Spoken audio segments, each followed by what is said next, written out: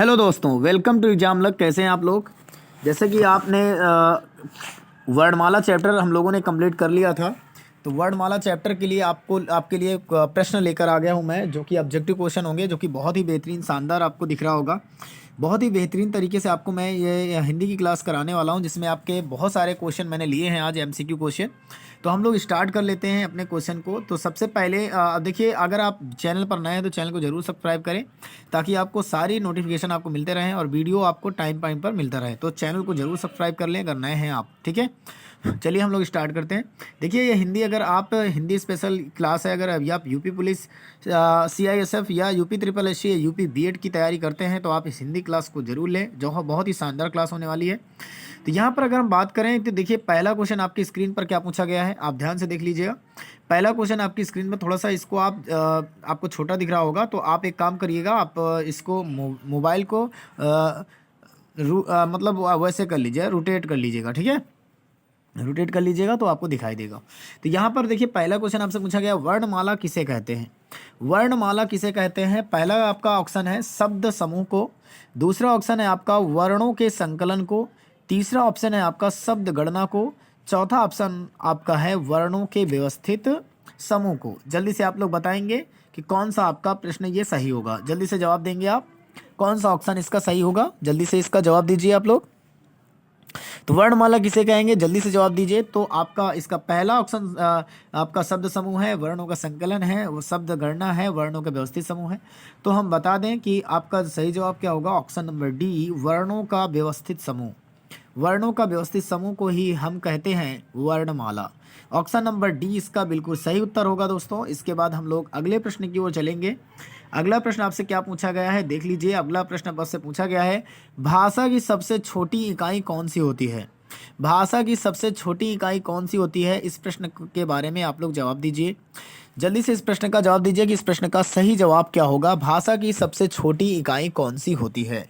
तो भाषा की सबसे छोटी इकाई की हम बात कर ले, तो इसमें आपका शब्द, व्यंजन, स्वर, वर्ण, इसमें से कौन सी होगी। तो इसका जो सही जवाब होगा, ऑप्शन नंबर डी, वर्ण होगा। सही जवाब क्या होगा दोस्तों, वर्ण होगा। आपका सही जवाब होगा वर्ण, ठीक है।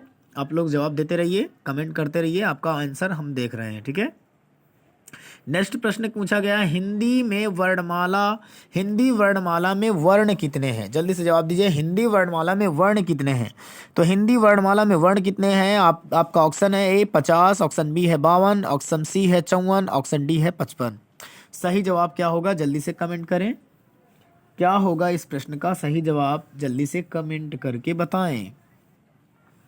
तो इस प्रश्न का सही जवाब होगा, वर्णमाला में आपके 52 वर्ण होते हैं। ऑप्शन नंबर बी बिल्कुल सही उत्तर है, 52, ठीक है। इसके बाद अगला प्रश्न आपसे क्या पूछा गया है, हम अगले पेज में चलते हैं।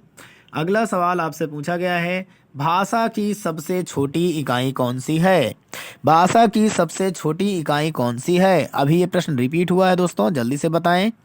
तो भाषा की सबसे छोटी इकाई अभी रिपीट हुआ था, कौन है, वर्ण। कौन सा है, वर्ण। भाषा की सबसे छोटी इकाई है वर्ण। इसके बाद अगले प्रश्न की ओर चलते हैं। अगला प्रश्न आपसे पूछा है, स्वर और व्यंजन के संयुक्त रूप को क्या कहा जाता है। स्वर और व्यंजन के संयुक्त रूप को क्या कहा जाता है, या व्यंजन और स्वर के संयुक्त रूप को क्या कहा जाता है। जल्दी से जवाब दीजिए। तो अगर व्यंजन और स्वर मिलते हैं दोस्तों, जैसे हमने कहा कि ये आपका व्यंजन है आधा क, और इसमें एक स्वर मिला दिया गया अ, तो इससे बन गया क, और का क्या है, एक अक्षर है दोस्तों। ऑप्शन सी इसका सही जवाब होगा कि एक अक्षर कहते हैं। क्लियर है। अगला प्रश्न आपसे क्या पूछा गया है, हिंदी भाषा में कितने स्वर होते हैं। जल्दी से जवाब दीजिए, हिंदी भाषा में कितने स्वर होते हैं। तो देखिए, हिंदी भाषा में कितने स्वर होते हैं, इसका सही जवाब क्या होगा। आपके सामने ऑप्शन है 14, 11, 13 और 5। तो इसका सही जवाब होगा 11। क्या होगा, 11। अगर आपसे कुल स्वर पूछता है, तो कुल स्वरों की संख्या आप कितनी बताएंगे दोस्तों। कुल स्वरों की संख्या आप 13 बताएंगे। यदि केवल स्वर पूछता है तो 11 बताएंगे, जैसे इसमें पूछा गया है। अगर शुद्ध स्वर पूछता है दोस्तों, तो शुद्ध स्वर अगर आपसे पूछेगा, तो शुद्ध स्वरों की संख्या आप लोग 10 बताएंगे। क्लियर है। इसके बाद हम लोग अगले प्रश्न की ओर चलेंगे। अगला प्रश्न आपसे क्या पूछा गया है आपकी स्क्रीन पर। हिंदी भाषा में कितने व्यंजन है दोस्तों, जल्दी से जवाब दीजिए। हिंदी भाषा में कितने व्यंजन हैं? तो हिंदी भाषा में व्यंजनों की संख्या पूछी गई है। तो हिंदी भाषा में कितने व्यंजन है? तो हिंदी भाषा में आपके 33 व्यंजन है। ऑप्शन नंबर बी बिल्कुल सही उत्तर होगा। हिंदी भाषा में 33 व्यंजन है। क्लियर है। इसके बाद अगला प्रश्न आपसे क्या पूछा गया है? अगला प्रश्न पूछा गया है कि एक से अधिक वर्णों के मेल को क्या कहते हैं? जल्दी से जवाब दीजिए। एक से अधिक वर्णों के मेल को क्या कहा जाता है? तो एक से अधिक वर्णों के मेल को अक्षर कहते हैं, या स्वर कहते हैं, या व्यंजन कहते हैं, या अनुस्वार कहते हैं। तो बताइए क्या कहते हैं? तो इसका जो सही जवाब होगा, मैं कमेंट देख पा रहा हूँ कि किसी का कमेंट नहीं आ रहा है, जल्दी से जवाब दीजिए आप लोग। तो इसका जो सही उत्तर होगा वो होगा अक्षर, यानी ऑप्शन नंबर ए सही होगा। एक से अधिक वर्णों के मेल को हम लोग अक्षर के नाम से जानते हैं। किसके नाम से जानते हैं? अक्षर के नाम से जानते हैं। अगला प्रश्न आपसे पूछा गया है, जिनका उच्चारण, देखिएगा इसका थोड़ा सा, इसको हम जूम किए थे तो थोड़ा दिख नहीं रहा था, थोड़ा सा देख लीजिए इस क्वेश्चन को। जिनका उच्चारण स्वतंत्रता से होता है और जो व्यंजन के उच्चारण में सहायक होते हैं उसे क्या कहा जाता है? तो उसे आप जानते हैं, अगर व्यंजन को बोलने में वो सहायता कर रहा है, इसका मतलब उसे हम स्वर कहते हैं। ऑप्शन नंबर बी इसका सही उत्तर होगा। कोई भी व्यंजन, कोई भी, जैसे मान लो क है, तो का जो है व्यंजन वो हमेशा आ से मिलकर बना होगा, यानी का आधे क प्लस आ से मिलकर बना होगा, यानी स्वर की सहायता से बोला जाता है। तो इसमें यही पूछा गया था कि जिनका उच्चारण स्वतंत्रता से होता है और जो व्यंजन के उच्चारण में सहायक होते हैं। तो कौन सहायक होते हैं? स्वर होते हैं। तो ऑप्शन नंबर बी इसका बिल्कुल सही जवाब होगा। इसके बाद अगले प्रश्न की ओर हम लोग चलते हैं कि अगला प्रश्न आपसे क्या पूछा गया है। तो अगले प्रश्न की ओर अगर हम चलें तो अगला प्रश्न हमारे पास है, हिंदी में ध्वनियाँ कितने प्रकार की होती हैं? जल्दी से जवाब दीजिए कि हिंदी में ध्वनियाँ कितने प्रकार की होती हैं। तो इसका मैं सही जवाब आपको बता दूं कि हिंदी में भैया ध्वनियाँ 2 प्रकार की ही होती हैं, यानी इसका ऑप्शन नंबर ए सही है। एक होता है स्वर और एक होता है व्यंजन। यही आपकी ध्वनियाँ हैं जो कि हिंदी में 2 प्रकार की होती हैं। क्लियर है। इसके बाद अगला प्रश्न आपसे इसमें क्या पूछा गया है? पूछा गया है, भाषा की सार्थक लघुत्तम इकाई किसे माना जाता है? भाषा की सार्थक लघुत्तम इकाई किसे माना जाता है? सही जवाब क्या होगा? बिल्कुल सही उत्तर क्या होगा? आप इसका जवाब दीजिए। तो भाषा की सार्थक लघुत्तम इकाई किसे माना जाता है? तो इसका हम जवाब बता दें आपको कि भाषा की सार्थक लघुत्तम इकाई किसे माना जाता है? तो उसे हम मानते हैं शब्द को। ऑप्शन नंबर ए बिल्कुल सही उत्तर होगा। भाषा की सार्थक और लघुत्तम इकाई कौन सी होती है? शब्द होती है दोस्तों। क्लियर है। इसके बाद अगले प्रश्न की ओर चलते हैं। अगला प्रश्न आपसे क्या पूछा गया है? अगला प्रश्न आपसे पूछा गया है कि लिपि चिन्हों के क्रमबद्ध समूह को क्या कहते हैं? लिपि चिन्हों के क्रमबद्ध समूह को क्या कहते हैं? तो मैंने इसको बताया था भाई, ये क्या होता है? आपको पढ़ाते समय क्लास में बताया था कि वर्णमाला ही होता है, यानी लिपि चिन्हों के वर्णमाला क्रमबद्ध को ही वर्णमाला कहा जाता है, और यही लिपि चिन्हों का क्रमबद्ध समूह है या सार्थक समूह है दोस्तों। ठीक है। अगला प्रश्न क्या पूछा गया है? अगले प्रश्न की ओर हम लोग चलेंगे। निम्न में दीर्घ स्वर बताइए कौन सा होता है? दीर्घ स्वर के बारे में आपसे पूछा गया है। तो दीर्घ स्वर के बारे में हम आपको बात करें तो दीर्घ स्वर कौन सा है इसमें से? आप जल्दी से बताएं। तो देखिए यहाँ पर ये ना समझिएगा कि ये दीर्घ स्वर है। ठीक है। तो दीर्घ स्वर इसमें केवल बड़ी ई है। बड़ी ई दीर्घ स्वर है, छोटी ई आपका लघु स्वर है। ए और ऐ जो होते हैं इन्हें हम संयुक्त स्वर कहते हैं, क्योंकि ये विजातीय स्वर होते हैं दोस्तों। ठीक है। तो यहाँ पर कौन सा जवाब सही होगा? बी ऑप्शन सही होगा। क्या यानी ई, बड़ी ई इसका जो है दीर्घ स्वर कहलाएगा। इसके बाद अगले प्रश्न की ओर अगर हम चलें तो अगला प्रश्न आपसे क्या पूछा गया है देख लीजिए। निम्नलिखित में से कौन सा मूल दीर्घ स्वर नहीं है? मूल दीर्घ स्वर नहीं है, ये आपको जवाब देना है। बताइए जल्दी से कमेंट करके कि कौन सा इनमें से मूल दीर्घ स्वर नहीं है। जल्दी से इस प्रश्न का जवाब आप लोग बता दें। जल्दी से बता दें आप इसका जवाब क्या हो सकता है? जल्दी से बताएं। जल्दी से इस प्रश्न का जवाब क्या होगा? मूल दीर्घ स्वर नहीं है। तो आपको हम बता दें कि भैया ये भी मूल दीर्घ स्वर है। ऑप्शन नंबर ए, ई, ऊ, बड़ा ओ, यानी ओ नहीं है। ओ एक संयुक्त स्वर कहलाता है, अर्थात यहाँ पर आ, और आपका बड़ी ई और आपका बड़ा ऊ, ये आपके मूल दीर्घ स्वर हैं, लेकिन ओ आपका मूल दीर्घ स्वर नहीं है। इसके बाद अगले प्रश्न की ओर चलते हैं। अगला प्रश्न पूछा गया, हिंदी भाषा में हास्य स्वरों की संख्या कितनी है? तो मैंने इसको जब पढ़ाया था बताया था कि हिंदी भाषा में हास्य स्वरों की संख्या 4 होती है। मैंने कई बार बताया है कौन कौन से होते हैं। एक तो आ होता है, एक ई होता है, एक ऊ होता है और एक ऋषि होता है। ये चारों मैंने आपको बताए हैं कि इन्हें हास्य स्वर की संज्ञा दी गई है, इसलिए इनकी संख्या 4 है। ऑप्शन नंबर बी बिल्कुल सही उत्तर होगा। इसके बाद अगले प्रश्न की ओर हम चलेंगे कि अगला प्रश्न आपसे क्या पूछा गया है दोस्तों। कह रहा है निम्न में दीर्घ स्वर कौन सा है? फिर से प्रश्न आपका रिपीट हो रहा है, बताइए निम्न में से दीर्घ स्वर कौन सा है? तो आपको अभी बताया कि दीर्घ स्वर कौन सा होता है, बड़ा आ होता है। ये सारे संयुक्त स्वर होते हैं, इनसे कोई रिलेशन आपका नहीं है। अगले प्रश्न की ओर बात करें तो किस स्वर के उच्चारण में, ध्यान से देखिएगा, किस स्वर के उच्चारण में दीर्घ स्वर से अधिक समय लगता है? दोस्तों जल्दी से बताएं, दीर्घ स्वर से अधिक समय लगता है कि अनुस्वर को बोलने में, कि अनुनासिक को बोलने में, कि हास्य को बोलने में, कि प्लुप्त को बोलने में? बताइए कौन सा इसका सही जवाब होगा? कौन सा इस प्रश्न का सही जवाब होगा? आप इस प्रश्न का सही जवाब बता दें। तो हम बता दें कि अनुस्वर होगा, कि अनुनासिक होगा, कि हास्य होगा, कि प्लुप्त होगा।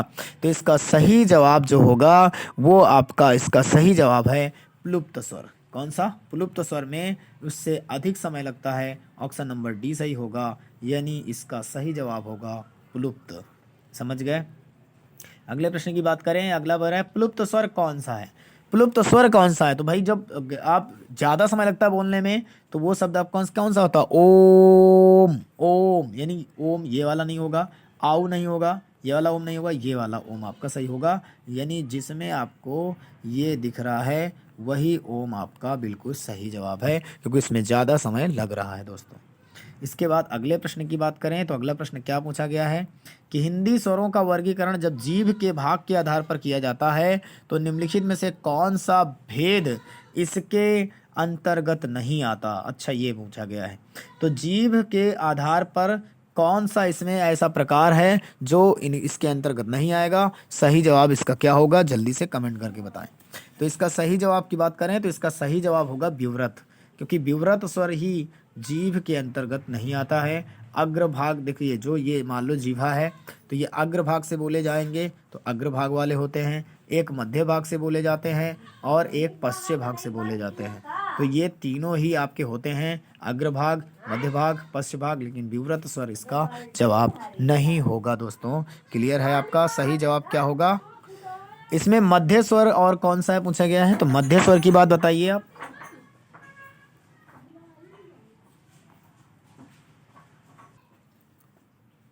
तो यहाँ पर मध्य स्वर की बात कर रहे हैं, तो मध्य स्वर कौन सा है इसमें? जल्दी से जवाब दी, मध्य स्वर कौन सा है?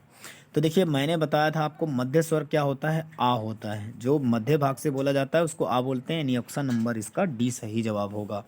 इसके बाद अगला प्रश्न इसमें क्या पूछा गया आप देख सकते हैं, निम्नलिखित में से कौन सा स्वर समृत स्वर है? समृत की बात कर रहे हैं तो समृत स्वरों की संख्या बताएंगे, समृत स्वर कौन सा है इसमें से?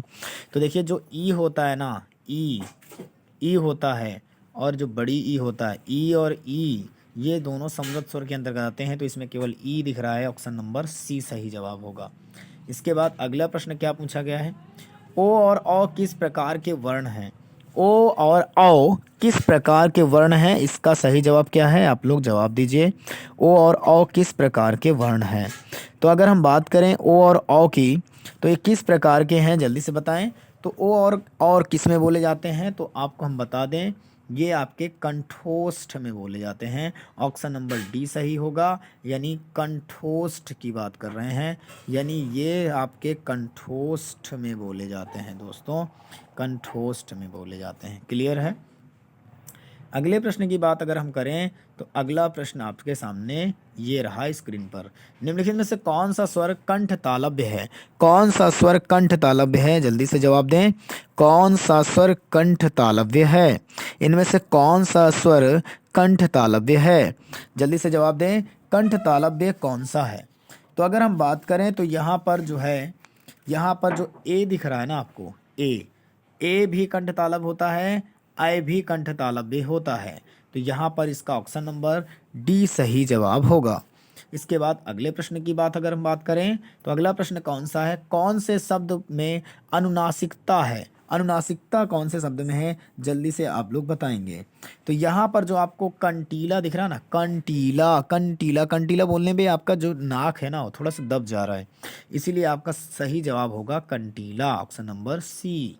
इसके बाद अगले प्रश्न की बात अगर हम करें तो इसी में अभी अगर आगे एक प्रश्न हो तो देख लेते हैं।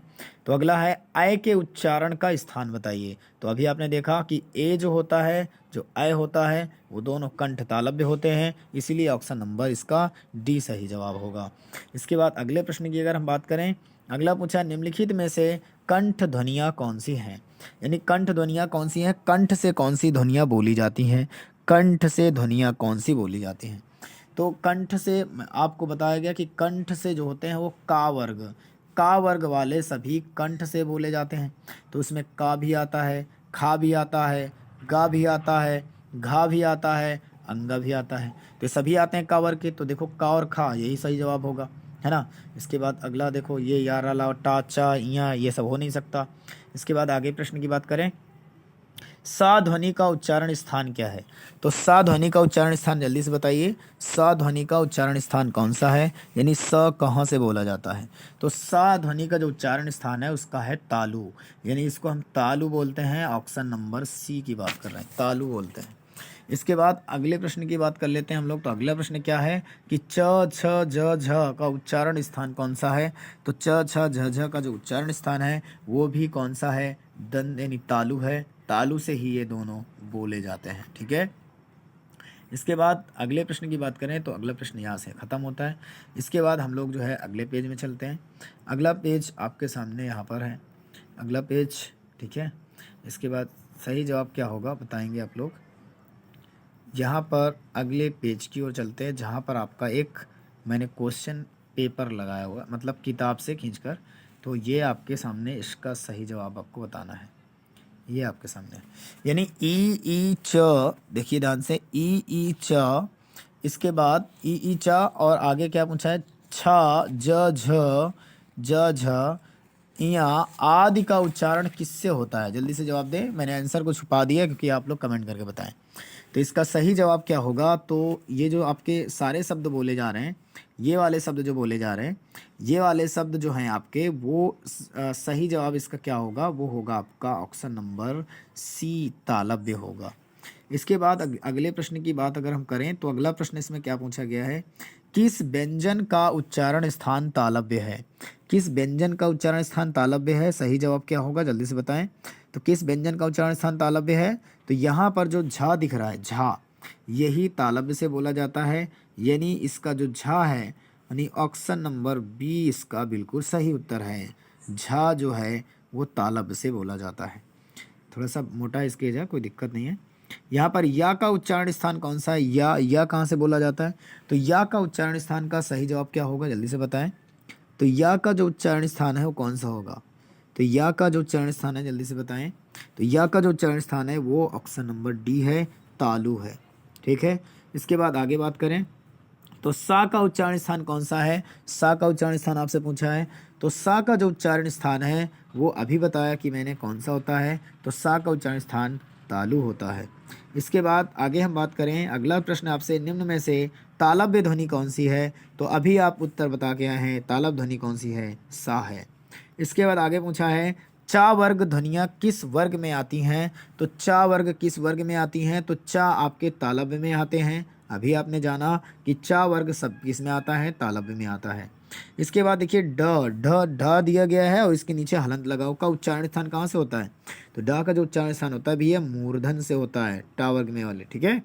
इसके बाद आगे पूछा गया हिंदी का मूर्धन्य ध्वनियाँ कौन सी हैं, तो मूर्धन्य वाली बताया था भी ट ठ ड ढ, यानी बी ऑप्शन इसका सही जवाब होगा, मूर्धन्य ध्वनियाँ।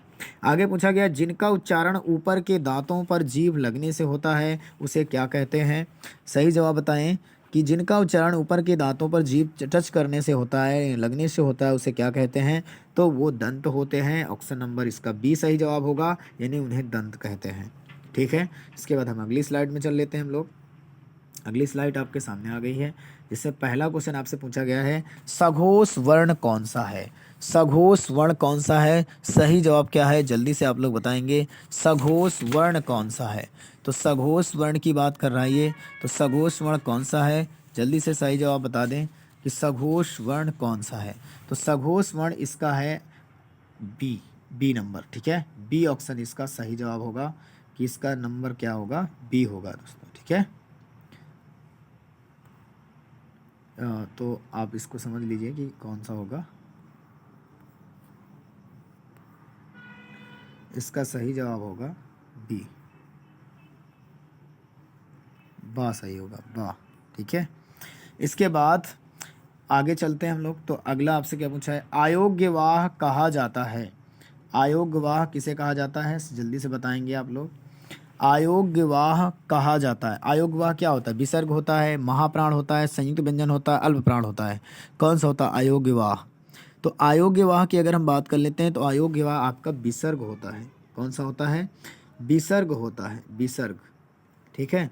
इसके बाद अगला बात करें तो अगला आपसे पूछा है अयोग्य विवाह कहा जाता है। तो अयोग्य विवाह अनुस्वर और विसर्ग दोनों को कहा जाता है, ठीक है। अनुस्वर और विसर्ग दोनों ही तो अयोग्य विवाह होते हैं, यानी ऑप्शन कौन सा सही होगा, बी सही होगा। इसके बाद आगे आपसे देखो UP TET exam second paper में पूछा गया है 2017 में। आगे पूछा गया है आपसे कि हिंदी भाषा की कुल वर्ण लिपियाँ कितनी हैं। हिंदी भाषा की कुल वर्ण लिपियाँ की बात करें तो वो हैं 52। कितनी हैं, 52 है दोस्तों, ठीक है, 52 है। इसके बाद आगे पूछा गया है जिन ध्वनियों की गणना ना स्वर में की जाती है और ना ही व्यंजन में की जाती है तो उन्हें क्या कहते हैं। यानी ना तो जो स्वर होते हैं ना ही व्यंजन होते हैं, उन्हें हम कहते क्या हैं, तो उन्हें हम क्या कहते हैं, जल्दी से जवाब दें। तो उन्हें हम कहते हैं अयोग्यवाह। ना तो उन्हें स्वर में गिना जाता है ना ही व्यंजन में गिना जाता है। इसके बाद अगला क्या पूछा है, हिंदी वर्णमाला में अंग और आहा क्या है। तो हिंदी वर्णमाला में अंग और आहा जो होते हैं उन्हें अयोग्यवाह कहा जाता है, यानी ऑप्शन नंबर इसका सी सही जवाब होगा, अयोग्यवाह कहा जाता है। अगले प्रश्न की बात करें तो अगला प्रश्न आपके सामने है, ये आपके सामने अगला प्रश्न है, निम्न में महाप्राण व्यंजन कौन सा है। महाप्राण व्यंजन कौन सा है, सही जवाब इसका क्या होगा आप बताएंगे। तो महाप्राण कौन सा होगा, भा होगा, ऑप्शन नंबर सी सही जवाब होगा। अगला पूछा गया है सभी महाप्राण वर्णों वाला समूह बताइए, कौन सा सभी महाप्राण वाला आपका समूह है, जल्दी से सही जवाब दें। तो महाप्राण वाला कौन सा होगा, ए ऑप्शन होगा। क्यों, क्योंकि ये देखो का के बाद कौन आता है, खा आता है, दूसरे नंबर पे आता है। फिर इसके बाद यहाँ पर इसके बाद जो छा है वो किस नंबर पे आएगा, दूसरे नंबर पे आएगा। ठा किस नंबर पे आएगा, दूसरे नंबर पे आएगा। यानी जो दूसरा नंबर है ना, दूसरा और जो आपका चौथा आता है वो आप किस में रखते हैं, महाप्राण में रखते हैं, ये तो जानते हैं। जो विषम होते हैं 1, 3, 5 वो आपके अल्प प्राण होते हैं, यहाँ पर आपने जाना ही है, ठीक है। तो अल्प प्राण और महाप्राण को आपको पता हो गया कि क्या होते हैं। तो अल्प प्राण क्या होते हैं, अल्प प्राण के बारे में बताइए।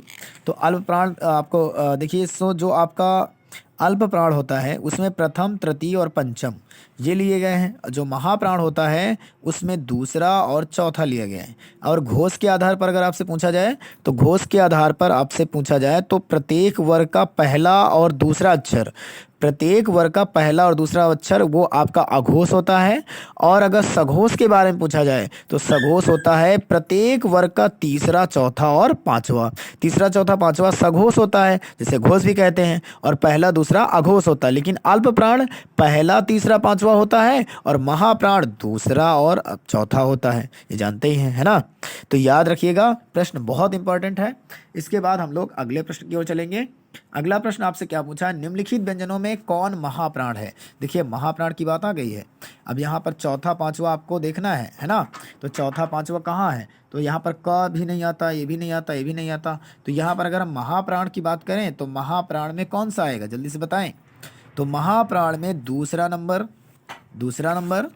जल्दी से बताएं कौन सा है, महाप्राण में कौन सा आएगा, जल्दी से क्या सही जवाब होगा बताइए। तो दूसरा नंबर होता है ना।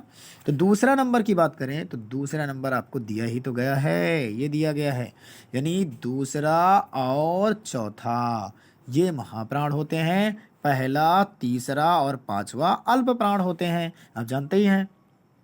आगे बात करें, प्रत्येक वर्ग का दूसरा और चौथा वर्ण क्या कहलाता है? देखो आ गया, दूसरा और चौथा क्या कहलाएगा? महाप्राण कहलाएगा। ठीक है, अगली बात करते हैं। अगली बात करेंगे तो महाप्राण ध्वनियां व्यंजन वर्ग में किससे संबंधित होती हैं? महाप्राण ध्वनियां व्यंजन किससे संबंधित है, जल्दी से बताएं। तो महाप्राण जो है वो भैया दूसरा और चौथा से संबंधित है, ऑप्शन नंबर सी। आगे पूछा, हिंदी के स्पर्श व्यंजन के पांचों वर्गों के दूसरे और चौथे वर्ण किससे संबंधित है? तो पांचों वर्ग के दूसरे और चौथे महाप्राण व्यंजन से संबंधित है। अभी कई बार ये प्रश्न रिपीट हो रहा है। अगला पूछा, निम्नलिखित में से कौन सा कथन अशुद्ध है? हिंदी में ज्ञानी का उच्चारण परंपरा से भिन्न हो गया है, या आगे आपसे पूछा गया है कि बताएं कि आपका दो महाप्राण व्यंजनों का उच्चारण एक ही साथ हो सकता है, या विसर्ग कंठ वर्ण है, या छत्री संयुक्त व्यंजन है। जल्दी से बताएं कौन सा अशुद्ध है। तो यहाँ पर देखो ये शुद्ध है, छत्री बिल्कुल सही व्यंजन है, बिल्कुल सही जवाब है। और इसके बाद यहाँ पर विसर्ग कंठ से आता है, बिल्कुल सही जवाब है। दो महाप्राण व्यंजनों का उच्चारण एक साथ हो सकता है, बिल्कुल गलत है, बिल्कुल अशुद्ध है, यानी ऑप्शन बी इसका सही जवाब होगा, ये सही नहीं है। अगले प्रश्न की बात करें, निम्नलिखित ध्वनियों में कौन सुमेलित है? निम्नलिखित ध्वनियों में कौन सुमेलित है, सही जवाब बताएं। तो देखिए साफ साफ दिख रहा है कि सा ऊस व्यंजन होता है, यानी ऑप्शन सी सही जवाब है। अगला पूछा गया, अघोष वर्ण कौन सा है? अघोष वर्ण की बात कर लेते हैं। तो अघोष वर्ण अभी मैंने बताया था कि जो अघोष होता है वो पहला, दूसरा, तीसरा, है ना, और चौथा, पांचवा, ये सब बताए थे अभी मैंने, है ना। चौथा पांचवा आपका घोष होता है, ये अघोष होता है। तो अघोष की बात करें तो अघोष इसमें से कौन सा है? तो भैया यहाँ पर स भी शामिल किया गया है, ऑप्शन डी सही जवाब हो। चलिए अगला प्रश्न आपके सामने है। इसमें कहा गया निम्न में से संयुक्त व्यंजन कौन सा नहीं है? तो संयुक्त व्यंजन कौन सा नहीं है इसके बारे में बताना है। तो देखिए यहाँ पर संयुक्त व्यंजन भैया छत्री भी है, ज्ञानी भी है, त्रिशूल भी है, या इसका अंतःस्थ व्यंजन है, संयुक्त व्यंजन नहीं है। आगे पूछा, निम्न में से संयुक्त व्यंजन है, तो संयुक्त व्यंजन कौन सा है? तो यहाँ पर कौन सा संयुक्त व्यंजन है? स्र है, स्र, ए ऑप्शन। इसके बाद संयुक्त व्यंजन ज्ञा बनता है, ज्ञा किससे बनता है? किन दो से मिलकर बनता है, ये सही जवाब देना है, बताइए जल्दी से। निम्न में से संयुक्त व्यंजन ज्ञा किससे बनता है? तो मैंने इसको बताया था कि ज और इया से मिलकर बनता है, ठीक है, ज्ञा। दो व्यंजन जब एक साथ मिलते हैं तो क्या कहलाते हैं?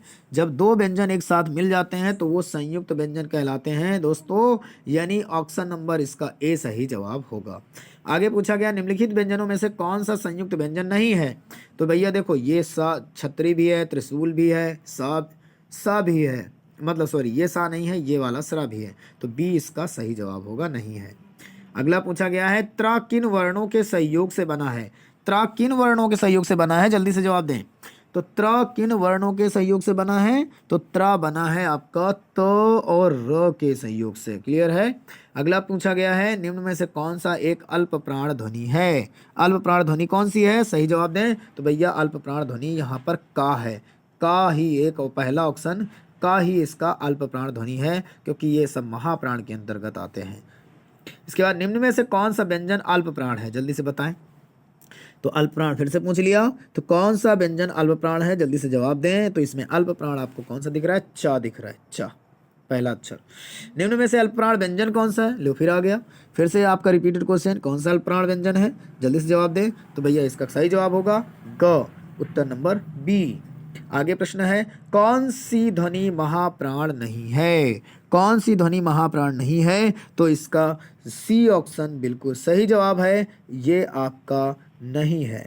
चलिए हम आगे, देखो थोड़ा सा रुक जाइए, लास्ट में क्वेश्चन चला गया। ये है आपका प्रश्न, अघोष वर्ण कौन सा है, ये जल्दी से बताएंगे आप। हम लोग पहले आ गए क्या? अगले वाले पेज में रहते ना हम लोग, तो अगला वाला पेज खोलते हैं, हम लोग पीछे आ गए भाई। ये रहा आपका प्रश्न, कौन सी ध्वनि महाप्राण नहीं है? तो इसका जा वाला सही जवाब होगा, सी ऑप्शन। चलिए अब हम नेक्स्ट स्लाइड में चलते हैं, स्लाइड नंबर 15 है, ध्यान से देखिएगा। उच्चारण की दृष्टि से स व्यंजन किस प्रकार के हैं? तो उच्चारण की दृष्टि से स व्यंजन किस प्रकार के हैं? तो भैया ये ऊस व्यंजन आते हैं, आप जानते हैं, ऊस व्यंजन कहलाते हैं। इनमें से कौन ऊष्म नहीं है? तो ऊष्म कौन सा नहीं है? ला नहीं है। इसके बाद आगे बताएं स के अंतर्गत कौन से आते हैं। तो ये स जो आते हैं, स आते हैं, वो ऊष्म व्यंजन होते हैं, आप जानते हैं। निम्न में से किसे ऊष्म व्यंजन कौन सा है, ऊष्म व्यंजन कौन सा है, तो स ऊष्म व्यंजन है। इसके बाद आगे पूछा है ऊष्म वर्ण कौन सा है, तो भैया स ऊष्म वर्ण है। देखिए कितना प्यारा जवाब आ रहा है, बहुत ही आसान अगर आपने चैप्टर का ज्ञान है तो। कौन ऊष्म व्यंजन नहीं है, देखिए 3 सा होते हैं, तो आप जानते हैं गा ऊष्म व्यंजन नहीं है। बिल्कुल सही जवाब बताएंगे, है ना। जल्दी से कमेंट करके बताएं ऊष्म व्यंजन कौन सा है, बताएं। अब तो कमेंट करें, इतने क्वेश्चन आपको हमने करवा दिया, अब तो आपको सही जवाब देना चाहिए। बताइए ऊष्म व्यंजन कौन सा है। तो ह ल म ज इनमें से कौन सा ऑप्शन सही होगा, तो इनमें से कौन सा ऑप्शन सही है, सही जवाब कमेंट करें। तो इसका जो सही जवाब दे, तीनों प्रकार के सा होते हैं और हा को भी शामिल किया गया है, ऑप्शन नंबर ए सही जवाब होगा। हिंदी वर्णमाला में ऊष्म व्यंजन कौन से हैं, जल्दी से बताएं कौन सा ऑप्शन इसका सही होगा, ऊष्म व्यंजन कौन से हैं। तो आपको दिख रहा होगा डी ऑप्शन स ह। इसके बाद पूछा गया है स्र एक संयुक्त व्यंजन है, इसमें से किन 2 वर्णों को सम्मिलित किया गया है, स्र को किन 2 वर्णों से बनाया गया है, जल्दी से जवाब दें। तो इसका सही जवाब होगा स और र, ऑप्शन सी। इसमें क्षत्रिय वर्ण किसके योग से बना है, तो क और स, क और स, ऑप्शन नंबर ए, यानी क से मिलकर बना है। आप जानते हैं क ध और इसमें खटकोर वाला सा, इन 2 से मिलकर बना है। इसके बाद नेक्स्ट स्लाइड में चलते हैं हम लोग। नेक्स्ट स्लाइड आपके सामने आ गई है, सही कथन को चुनिए, सही कथन को चुनिए। जल्दी से सही जवाब दें कि सही कथन कौन सा है, जल्दी से ऑप्शन पढ़ लें आप, फिर इसके बाद सही जवाब दें। सही कथन कौन सा है। पहला है या और वह ध्वनियाँ अर्धस्वर कहलाती हैं। दूसरा है व्यंजन का उच्चारण बिना स्वर की सहायता से हो सकता है, बिल्कुल गलत है। अवधेश का विग्रह अ प्लस देश होता है, बिल्कुल सरासर गलत है। हिंदी में व्यंजनों की संख्या 60 है, बिल्कुल गलत है। तो कौन सा सही जवाब है, सही जवाब है ए ऑप्शन। अगला, निम्नलिखित में से कौन सा अंतःस्थ व्यंजन है। अंतःस्थ व्यंजन की बात कर रहे हैं हम, अंतःस्थ व्यंजन कौन सा है यहाँ पर, यहाँ पर अंतःस्थ व्यंजन है ल, है ना। अगला पूछा गया है फ व म व्यंजन कौन से हैं, ये किससे पूछे जाते हैं, तो भैया ये कौन से, ओष्ठ से पूछे जाते हैं। आप बोल के देखिएगा, आपके होंठ जुड़ जाएंगे, ओष्ठ से पूछे। निम्न में से ओष्ठ वर्ण कौन सा है, तो ओष्ठ वर्ण कौन सा है, वर्ण के बारे में पूछा गया है। तो ओष्ठ वर्ण है आपका ऊ, क्योंकि होंठ गोल हो जाते हैं, समझ रहे हैं ना। अगला पूछा हिंदी वर्णमाला में अंतःस्थ व्यंजन कौन से हैं, तो अंतःस्थ व्यंजन कौन से होते हैं, यारा लावा होते हैं, यारा लावा होते हैं अंतःस्थ व्यंजन। इसके बाद आगे हम अगले प्रश्न की बात करें, निम्न में से अंतःस्थ व्यंजन कौन सा है, तो अंतःस्थ व्यंजन इसमें से कौन सा है, तो यहाँ पर वह है, ऑप्शन सी सही होगा। निम्न में से अंतःस्थ व्यंजन कौन सा है, तो फिर से अंतःस्थ व्यंजन की बात कर लेते हैं। तो यारा लावा होता है, तो यहाँ पर कौन सा सही जवाब है, तो यहाँ पर कमेंट करके बताएं। तो ऑप्शन इसका डी सही होगा, यानी या वाला। इसके बाद आगे बात करें तो यारा लावा किस प्रकार के व्यंजन में आते हैं, तो यारा लावा आपके अंतःस्थ व्यंजन के रूप में आते हैं, ऑप्शन बी सही होगा। हिंदी वर्णमाला में उस व्यंजन कौन से हैं, जल्दी से बताएं। तो उस व्यंजन इसमें सा स हा कहलाते हैं, आपने कई बार इनको पढ़ा होगा। अब इन कर दे। अब देखो अगली स्लाइड आ गई आपके सामने। अगली स्लाइड क्या है, निम्न में से दंत ध्वनि कौन सी है, दंत ध्वनि। तो दंत ध्वनि बताएं। तो 76 नंबर क्वेश्चन आपसे पूछा है, दंत ध्वनि कौन सी है। तो दंत ध्वनि आपको बता दिया गया था मैंने, क्या था, ल, ऑप्शन सी सही है। हिंदी में ओष्ठ व्यंजन ध्वनि बताओ, ओष्ठ व्यंजन ध्वनि कौन सी है। तो ओष्ठ वो होती है जो जिसको बोलने से होंठ खुल जाते हैं, होंठ गोल हो जाते हैं, होंठ जुड़ जाते हैं। तो यहाँ पर 76 की बात करें तो यहाँ पर भ बोलने से देखिए आपके होंठ जुड़ जाएंगे। इसके बाद अगला बात करें, निम्नलिखित में से ओष्ठ ध्वनि नहीं है, जल्दी से बताएं कौन सी ओष्ठ ध्वनि नहीं है, जल्दी से जवाब दें। इनमें से कौन सी ओष्ठ ध्वनि नहीं है, क्या होगा इस प्रश्न का सही जवाब। तो यहाँ पर इसका सही जवाब होगा च, कौन सा होगा, च, क्योंकि पा मा भ बोलने से आपके होंठ जुड़ जाएंगे। हिंदी की बा ध्वनि कहाँ से उच्चारित होती है, जल्दी से बताएं। तो इसका कमेंट करके बताएं कि हिंदी की बा ध्वनि कहाँ से उच्चारित होती है, तो ये उच्चारित होती है ओष्ठ से। इसके बाद आगे पूछा इनमें से अंतःस्थ वर्ण क्या है, अंतःस्थ वर्ण बताएं जल्दी से। तो अंतःस्थ वर्ण इसका है वाह, अभी बताया था मैंने। कितना आसान है यार हिंदी, आप लोग डरते हैं, हिंदी में आप लोग पूरे नंबर ला सकते हैं। देखो यूपी पीजीटी में एग्जाम में पूछा गया है, बहुत ही शानदार क्वेश्चन था जो मैंने अभी बताया। देखिए अगला प्रश्न आपका किस में पूछा गया है, आप खुद देख सकते हैं। यहाँ पर टेट एग्जाम में आया है, ठीक है, बहुत ही बेहतरीन है। यहाँ पर अंतःस्थ व्यंजन पूछा गया, तो आपको कितना आपको जवाब पर चाहिए, यार अलावा अंतःस्थ अंतःस्थ व्यंजन होते हैं। बिल्कुल ऑप्शन सी सही होगा। अगला अर्धस्वर के बारे में, मैंने आपके अर्धस्वर बताया था, जल्दी से बताएं अर्धस्वर कौन से होते हैं। तो अर्धस्वर की बात करें तो यहाँ पर य और व अर्धस्वर के अंतर्गत रखे गए हैं। इनमें से पूछा गया इनमें से कौन सा इस वर्ण स्पर्श व्यंजन नहीं है। तो स्पर्श व्यंजन की बात कर रहा है दोस्तों, ठीक है। तो बताएं। तो स्पर्श तो आपके 25 होते हैं, आप जानते हैं, मैंने लिखा है भी है 25 स्पर्श व्यंजन होते हैं। तो स्पर्श व्यंजन कौन सा नहीं पूछा गया, तो या आपका अंतःस्थ व्यंजन होता है, आप जानते ही। अगला पूछा निम्न में से कौन सी ध्वनि अंतःस्थ नहीं है। यार अलावा होती है, बा नहीं है ना, ये स्पर्श व्यंजन हो गई। निम्न में से अर्धस्वर क्या कहलाता है, अर्धस्वर बताइए। तो अर्धस्वर आपका या अभी आया था आपके पास, कितनी बार आया है ना। अगली स्लाइड में चलते हैं, अगली स्लाइड आपके सामने है। निम्नलिखित में से दंत ध्वनि कौन सी है, दंत ध्वनि का जवाब बताएं। तो दंत ध्वनि इसमें से कौन सी है, जिसमें दांत में छू जाए जीभ, तो त। अगला, निम्नलिखित में से कौन सा मूर्धन्य है, मूर्धन्य कौन सा नहीं है पूछा है। तो टा वर्ग तो सभी मूर्धन्य में आती है, तो इसमें एक बच गया आपको ढक्कन जिसमें बिंदी रखी है नीचे, इसे फारसी बोलते हैं, ये आपका मूर्धन्य नहीं है। टा वर्ग किस प्रकार का है, तो टा वर्ग मूर्धन्य है, ऑप्शन सी सही जवाब है। टा वर्ग का उच्चारण स्थान कहाँ से होता है, फिर से वही पूछा, मूर्धा, है ना। आप लोग ही कमेंट करते रहिए। उच्चारण स्थान की दृष्टि से कौन सा विकल्प शुद्ध है, जल्दी से बताएं। उच्चारण स्थान की दृष्टि से कौन सा विकल्प शुद्ध है, तो उच्चारण की दृष्टि से कौन सा विकल्प शुद्ध होगा, जल्दी से सही जवाब दें।